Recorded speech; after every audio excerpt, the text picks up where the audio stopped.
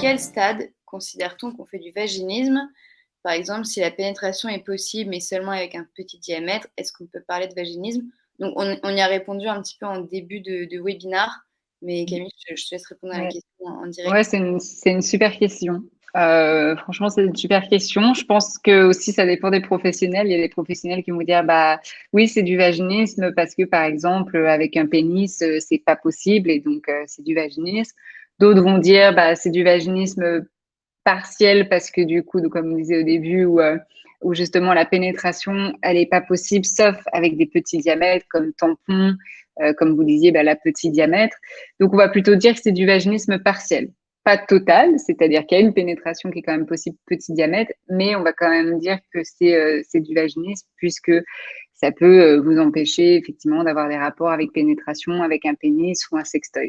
Mais c'est pas pour autant que vous ne pouvez pas vivre une sexualité épanouissante et que la sexualité se résume seulement avec une pénétration.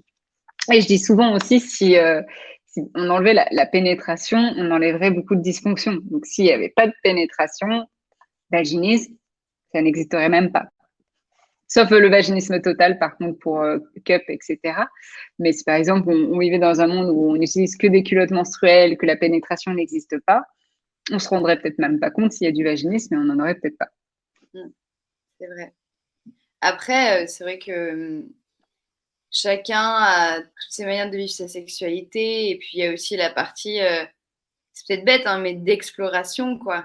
Même si c'est pas forcément avec quelqu'un, c'est naturel d'essayer, je pense, d'aller un peu chercher tous les petits endroits et tout.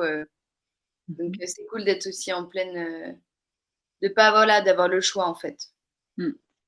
Ouais. Oui, il y a un grand débat sur les sages-femmes, mais oui, aussi parce que les sages-femmes, elles font des choses merveilleuses, mais je crois que on essaye de les limiter dans leurs possibilités d'action, alors qu'elles accompagnent effectivement la vie des femmes sur le long cours et qu'elles ont des compétences, mais que voilà, c'est par exemple de ne pas le faire sur des nullipares, je trouve ça assez débile, mais